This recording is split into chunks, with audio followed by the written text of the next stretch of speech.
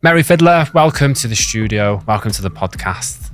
And you're only from across the water. I feel like as locals, we know what across the water means. Yeah. But the Wirral Peninsula, Costa del Wirral. But welcome to Liverpool anyway. Thank you. Thank you. You're a trusted tech recruiter, helping tech teams hire right. You're passionate about leading and supporting IT recruitment. You've had the privilege of working with some of the UK's most successful businesses, specialising in senior and complex tech hires. You thrive on connecting top talent with the right opportunities. Does that sound like you? Yes, We've got the right person. That's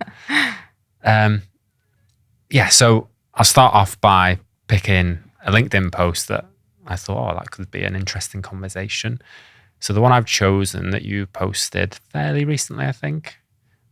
My why in recruitment. Lately, I've been reflecting on what truly drives me in the crazy world that is recruitment. Recruitment can seem like a numbers game from the outside, CVs, interviews, placements. But for me, it's always been more than that. It's about opening doors people didn't know existed, seeing potential before someone sees it in themselves. It's about giving them that nudge, that belief that they can go for it, and then watching them absolutely smash it. Some of the most rewarding moments for me or when someone I placed years ago comes back to me for help, this time more confident and more senior. That kind of full circle moment reminds me of exactly why I do this. But now, more than ever, I've got an even bigger reason to keep doing the best job I can, my cheeky little boy. It's a lovely post. What triggered that? What headspace were you in to do that sort of reflection? So there's been a lot of thoughts and the build up really to launching Trust Tech. So that was, the main, I work with King's Trust and they really drill down on your why, and that is my why. What is King's Trust? Sorry. So King's Trust, so they provide a business mentor and really help you to kind of build a business. And it's completely free. It's funded by the government. Okay. And you can get funding as well through that if you need it. For me, it was just I needed the business side. I've never run a business before. I didn't know the accounting, that kind of thing. So they were really helpful with that. And they really drilled down on why. And obviously my why at the moment is stronger than ever with my son. But the reason I absolutely love recruitment is that reason is, people do come back to me, and it's just building the relationships, and that's at the heart of everything I do is relationship building. Yeah. So these questions, the next two sort of go hand in hand. So what's been the journey like so far is point one. But secondly, how did you end up in the more of the product niche? Because every product manager, scrum master I speak to around here knows who you are. So tell us about how that's happened. So how I kind of got to this place. So I started my recruitment, I fell into recruitment as a lot of people do, and they all say that. Interviewed for a job. I thought I was interviewing for just to see if they had sales roles for me. Ended up getting a placement there and worked there. So worked in recruitment for 7 years, got pregnant and had my baby last year. And that's kind of where I really evaluated, okay, what is next for me, and led me on to kind of launching Trust Tech. And how I got into the product niche. So way back when, my first ever role, 8 years ago now, 8.5 years ago, was a solutions consultant. But nowadays it would be a product manager. Okay. Yeah. So that kind of really exposed me to those, that kind of community and those people. And then I got a UX design position, and absolutely loved UX. And that was about 8 years ago. Yeah. And that again exposed me to the whole product community. Yeah. And it just kind of grew from there really, picking up kind of roles. And the good thing about the product community, as you say, it's a lot of people know me, but it's because it's a small world. You've got to be really careful when you're speaking to these people. You've got to help them because they know people. Yeah. And it's really important to make sure you stand out really. And how have you managed to build those relationships up here in the Northwest? Because it's massive. There's a big scene. I say a big scene. it's relative, isn't it? But Manchester, Leeds, Liverpool doesn't seem as big. I'm not saying there's nothing before anyone has a go, but it doesn't seem as big as those two areas in particular. So how have you managed to build those relationships? Just going to events and stuff. Yeah. So when I first started in UX, that's exactly what I did. So I did events. I got in with a lot of people, so they got really friendly with them, and they would just help me get into various different companies and get in touch with different candidates. So people just start referring you. So if you're nice to people, they're nice back. It's that simple. Surprise. Yeah. But it's surprising really how many people aren't like that in recruitment sometimes.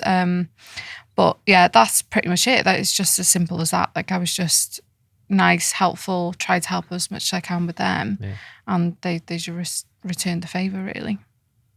So obviously you've moved into building your own company called Trust Tech Recruitment. I mean, it's a recruitment company, but tell us about that, the reasons behind it, although you've already mentioned them. Like what are you hoping to build, and how's it going so far? So yeah, it's gone well. So I launched on the 12th of July. I was like, what date was it? Yeah, 12th of July, yeah. So, or whatever the Monday date was. And yeah, it's been really good because I'd kind of, last year I kind of didn't really know what I was going to do. So I had quite a few interviews with different agencies, and I got some really great offers, but they were all to build tech companies within their company, if you know what I mean. So I thought, well, if I'm going to do it for somebody, why not do it for myself? So that's kind of why I took the leap. But it did take me a long time to kind of come to that decision. So the past kind of 6 months has been really drilling down on what I want to achieve within Trust Tech, what Trust Tech's going to be about. And it really is kind of building those relationships through trust. And, it is in the name. It's, trusted tech recruiter. That's it. And kind of where I see it going. So in the next kind of 2 years, I want to kind of start bringing people into the business to help me grow that. And just develop. My ultimate aim is to be like the number one trusted tech recruiter in the Northwest. I love that. This is because I'm interested. So when one sets up a recruitment company, is it a case of like how does the work? Do you have to have partnerships and contracts, or is there like a massive worldwide recruitment board and you go like I've got someone who can place there? How does it work? How does recruitment work when you're starting from your own business? So a lot of it's kind of long-term relationships. So people you have worked with previously, obviously that's the first thing you do is reach out to those people. And that's kind of where 90% of the work's come from so far. And that's where my kind of pipelines come from in the future as well.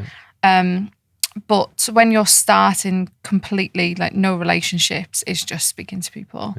The best tip I could give to a recruiter kind of starting their career is that, if you're like, don't be scared to like not know things. I spent a lot of time in the early days like researching, like doing courses on UX and stuff because I knew nothing about it. But all I needed to do was actually speak to people, and they would have. And all you need to say is, listen, first time I've done this, like, can you help me get my head around this? And just start building relationships. So again, it just goes straight back to the relationship aspect. And how has it been balancing everything so far? As a bloke, I feel a bit snide asking that, but as a new mum and stuff like. Yeah. So no, it's been okay actually now. At the beginning, it was tricky. My son first started nursery, and people don't tell you about this, but they just, it's a joke how many bugs are around. They're breeding bugs of their own that you've never seen before. It's crazy.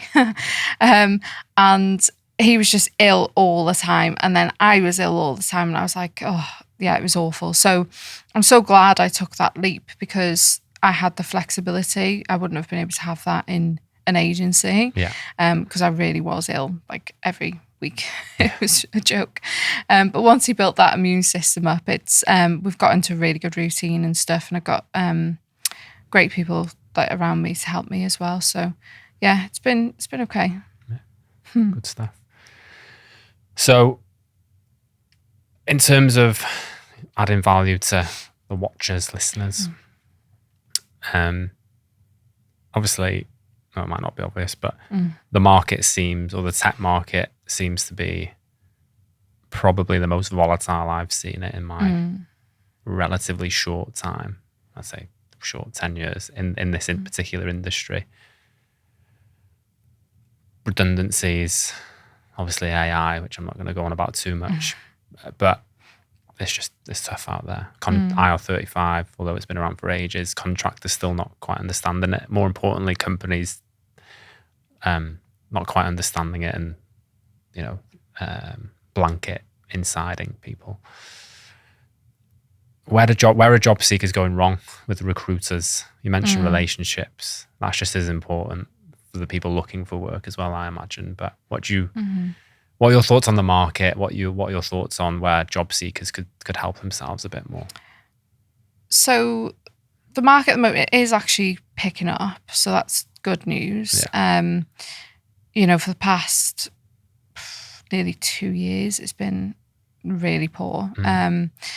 And yeah, it is picking up, definitely. And what normally happens is one bigger business or a few bigger businesses just go, and then everyone starts hiring. But the bigger businesses aren't quite there yet. They're still nervous for various reasons. Yeah. So we're just waiting for that to happen basically before it kind of really kicks off. But there are some companies just going, do you know what? Like, we can't wait forever. We need to hire. So it is definitely picking up for the past like month or so.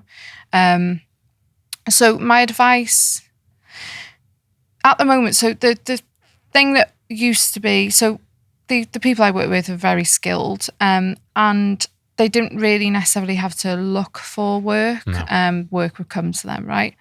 But that's not the case anymore. So a lot of my job at the moment is actually coaching people through how to write their CV, how to stand out, what to actually do.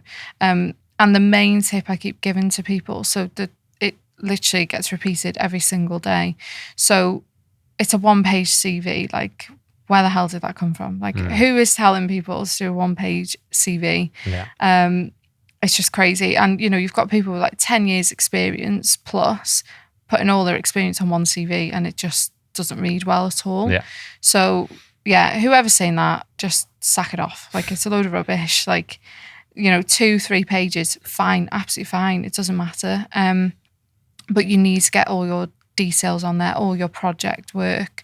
You mentioned AI. Everyone loves that at the moment. So if you've done anything with AI, there's a lot of people that are at the moment, and they're not putting it on their CV. Put it on your CV. And yeah, just, I would say, like, personal profile, people are missing that off at the moment, thinking it's not important. And it is, it's a conversation starter, same with interests. And then I guess the only other thing working with a recruiter is just to be open and honest.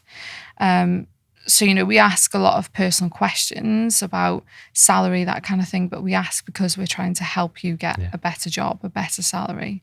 And sometimes people find that quite difficult to understand, and they might not necessarily lie about it, but just hold information back. Like, just don't do that. Just, if you're working with a recruiter, let it all out. Let us know everything.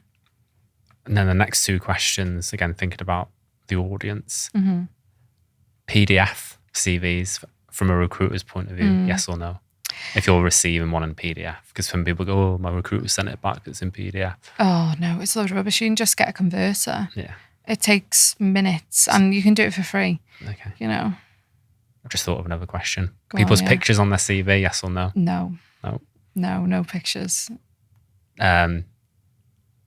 Driving license, yes or no? No. Got a full clean driving license. No. I've seen it. I know. Okay. It still gets added on there.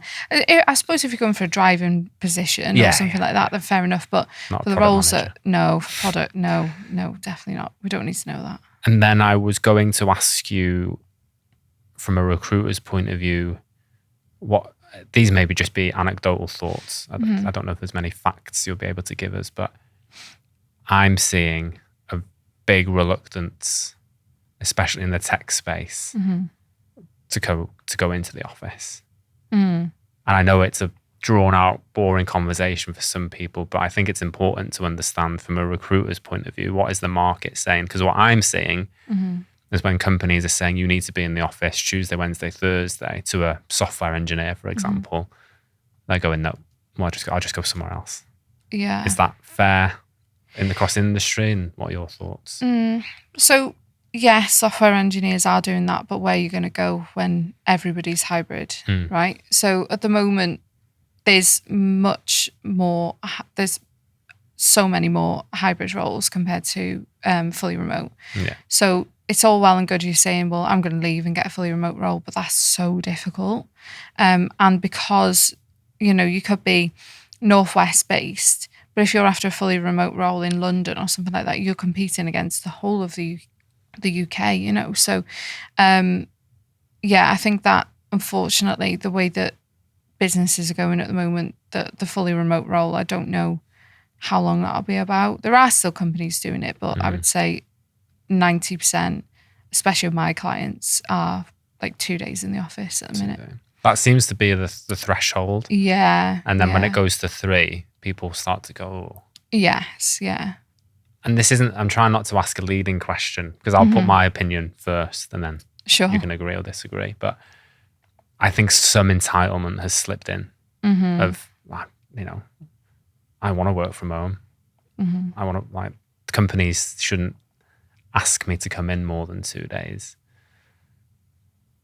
And that seems to be, a bit of entitlement and quite a privileged position compared to, and I know it's not comparing apples with apples, but when you look at like teachers, nurses, doctors, list off the rest of them, people who work in nurseries, sometimes I think people in our industry forget that, and it's quite it's not a given that you just work from home. I don't know what your thoughts on that are.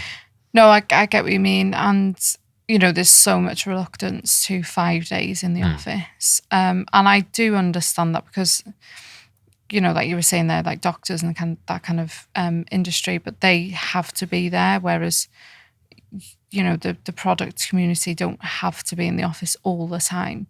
But if you're a product manager and you're not showing your face, I think that there's probably an issue. Yeah. Like why not? Like why don't you want to go and meet the team? Like so, but you're right. There is a lot of reluctance and a lot of kind of entitlement, I guess, is a good way of putting it. I could be wrong, but I don't know. Maybe it's... Yeah, a lot of people are more open to it now, though.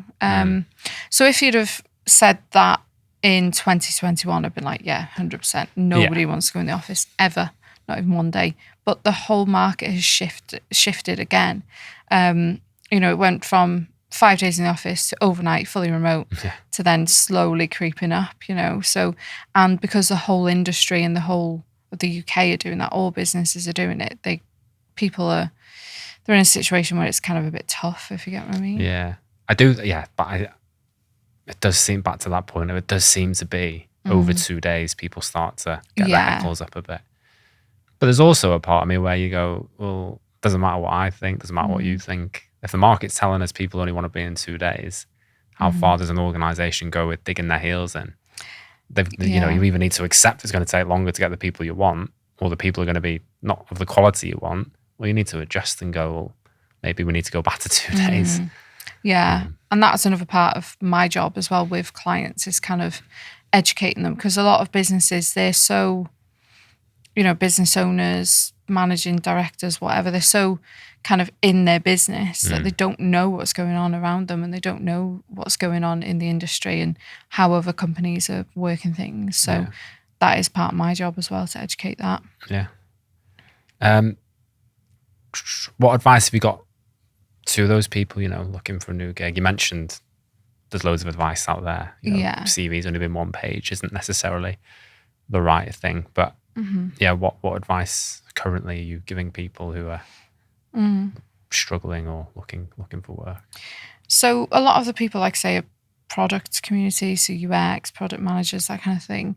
And there is a lot missing off a CV. So the one page thing, going back to that again, and like AI as well. Like because a lot of people are working with it, but they're not putting it on their CV. But actually, that's the stuff that businesses are looking for at the moment. And I would say, I guess portfolios as well, or case studies, that kind of thing. So if you can demonstrate your work and put that on your CV so people can see it, so a link or something like that, that would really help make you stand out as well.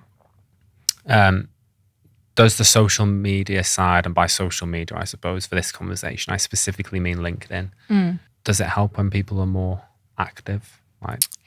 Yes, my opinion is yes, because I spend quite a lot of time on LinkedIn. So if I'm seeing the same people posting, it reminds me. So, for example, I had an urgent data roll in yesterday, and I was like, right, just go on LinkedIn to go onto LinkedIn Recruiter. And the first thing that was on there was someone that I'd spoken to previously. I know they've been made redundant. They're available immediately. They're in data. So I was like, oh my God, I'll speak to them. Yeah. So yeah, if they hadn't have done that, I might have forgotten, because I speak to people all the time. So it does, in my opinion, 100% it helps. And again, you can only talk about your opinion. Are there any particular things that, so say someone's posting regularly, semi-regularly, is there any sort of content there where a recruiter or you would go, oh, that's a bit of not a red flag, but like I don't know about that. Recruiter bashing. So that's the major one. Like so you could be the nicest, and listen, people have bad experiences, right? I understand. I've been there, so I get it.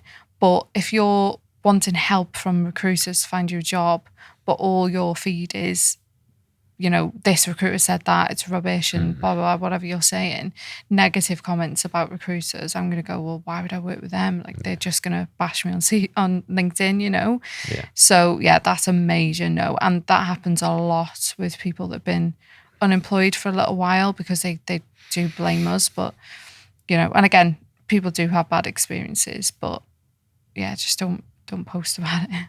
Does the one-click apply actually work on LinkedIn? When people go, like, is that like are people better off going directly, or does that one-click apply? Is it too good to be true, or does it actually work? Do you mean like when they're applying directly to a company? Yeah. So when you go on jobs LinkedIn, it's got one-click apply. Right. Yeah. Is that too good to be true, or would people be better off going and emailing their CV to directly to the company or recruiter? It depends who it is, really, because if you did that with me and it was one of my jobs, I would review your CV. But it's a tricky one, really, because I can't really speak from a business perspective, because my opinion on it, again, would be that, if I was getting absolutely hounded in my emails with CVs, I'd prefer it to keep it to LinkedIn. Yeah. So for agencies, yes, because we, as far as I'm aware, I certainly do. We review those applications. But from a business perspective, possibly reaching out to them directly. But a lot of the kind of feedback I'm getting from clients when that happens, one of my clients the other day, the one that I've got that data analyst for, he said he had 250 emails from posting that out. And I was like, oh my gosh, like, how do you even manage that? That's why he brought me in, because he can't handle that. So yeah, you probably are best just applying, because that's what he was going to. Yeah. I imagine, again, I don't know, coming from a place of naivety, really. But sometimes you see like Agile coach role, 300 applications. I imagine a good percentage of those are either completely not the right people in the wrong country, but they've just punted it anyway and took a chance. Like, how do you, but that, is there a quick way to sift through like, no, or there's LinkedIn? There is. Yeah, so in the back end, I do explain this to people, because people will be like, oh, 100 applications, I'm not going to bother. Going to be put off by it. But if you're right, do. And by all means, try and reach out to people and stuff as well. But yeah, I would definitely still apply, because on the back end of LinkedIn, what we can do is like basically put like locations, and anyone outside of that location we just reject straight away. So yeah, that gets rid of hundreds of applications instantly. We're getting really niche now, but I think this is brilliant, especially for job seekers. Of course. And again, I'm not saying I'm right. I'm probably saying I'm wrong. But if I put something out saying, look, because we run an associate model, and I'll go, right, I've had relatively good feedback in the past for the way I've described roles. But I will filter people out who put interested in the comments. Yeah. That to me is lazy. Yes. And even now I'll go, if you put interested in the comments, you will not get a reply. Yeah. Like, interested, message me, interested, I'm interested. Like, am I wrong in doing that? Or no, I do think it's lazy. Yeah, 100%. And I get it as well. And sometimes I even just delete the comment because I'm just like, well, message me then. Or follow the instructions that are set out in the post. It. Put an interest in the comments is like, you're giving me as the hirer a job now. Yeah, like, yeah, exactly. Why would I reach out to you? Yeah. Like, you know, so yeah, I get that. But if you're putting in your post, this is what you do to apply, and they're not doing that, that bothers me as well.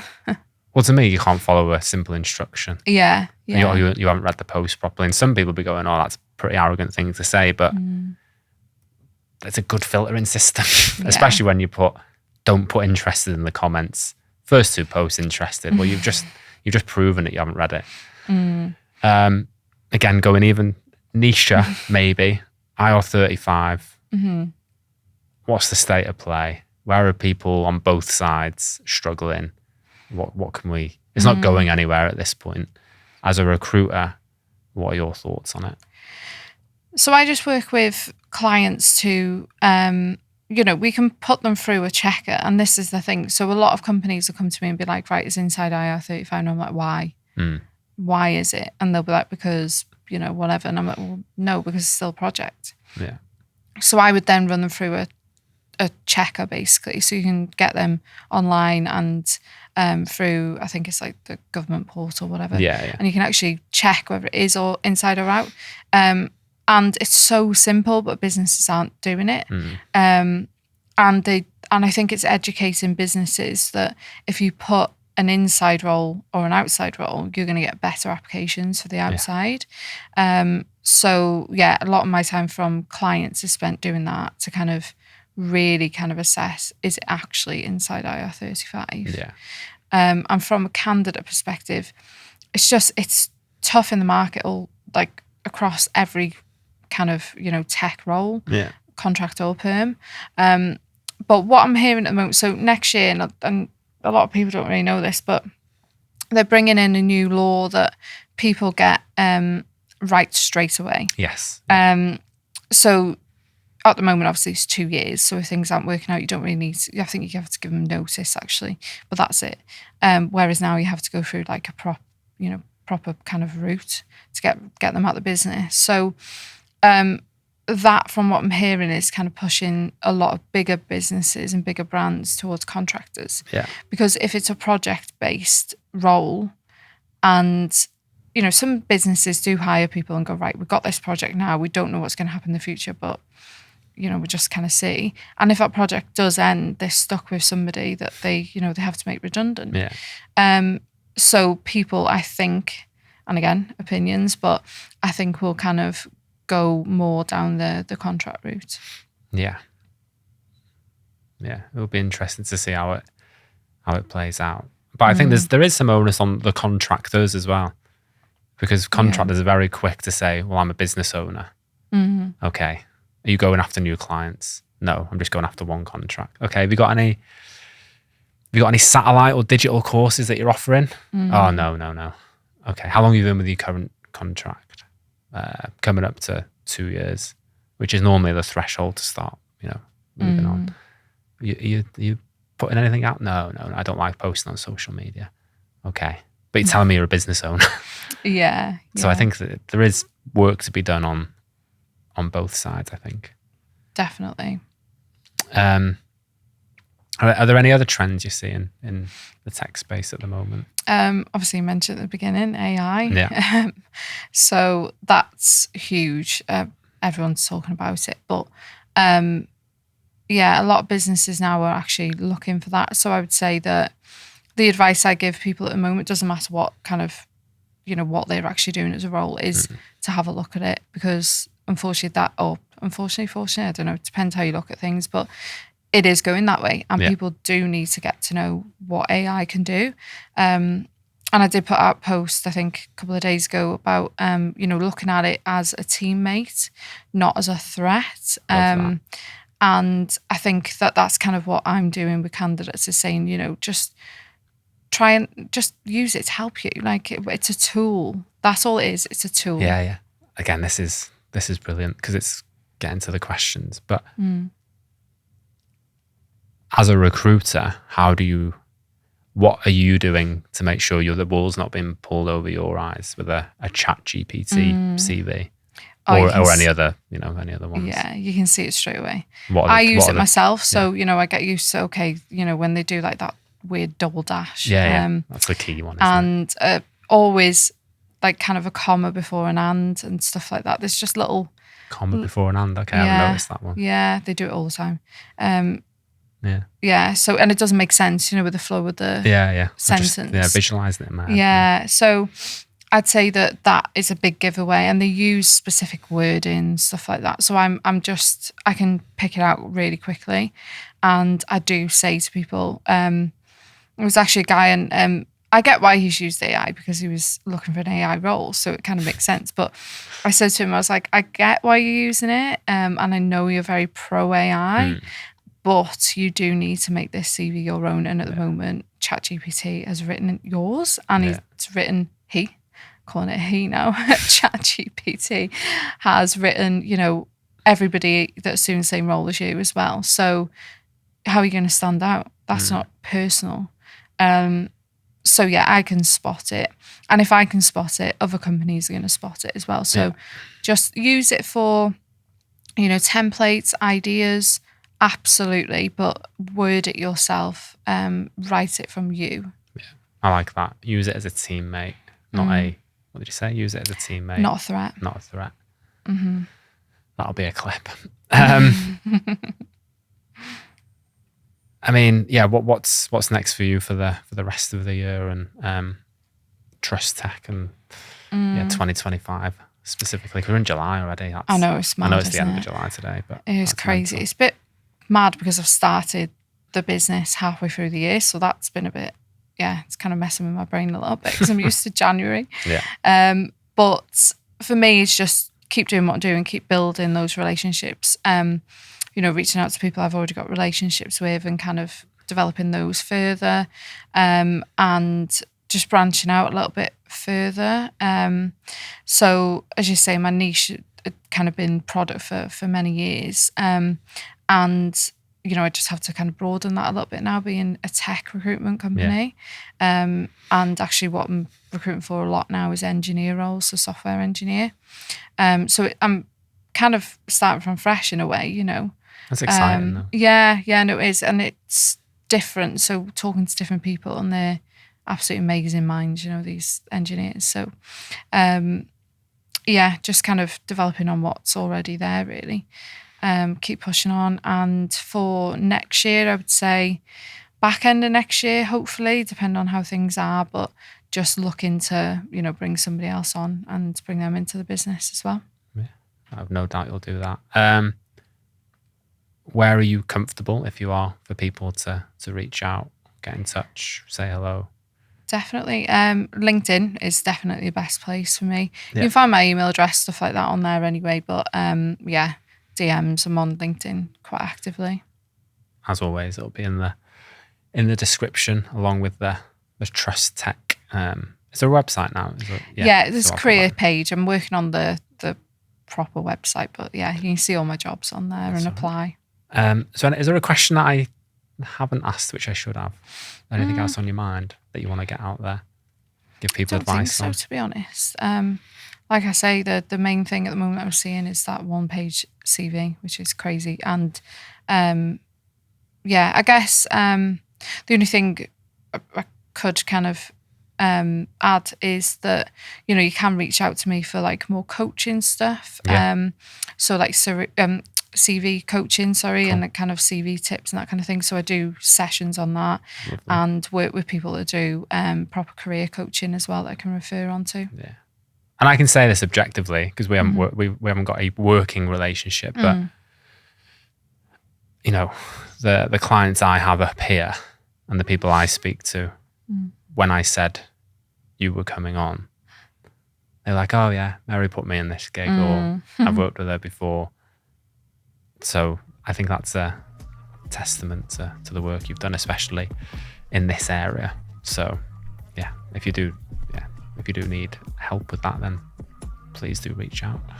Yes, thank you. Thank you very much. Thanks for coming on. Thank you. Thanks for having me. Pleasure.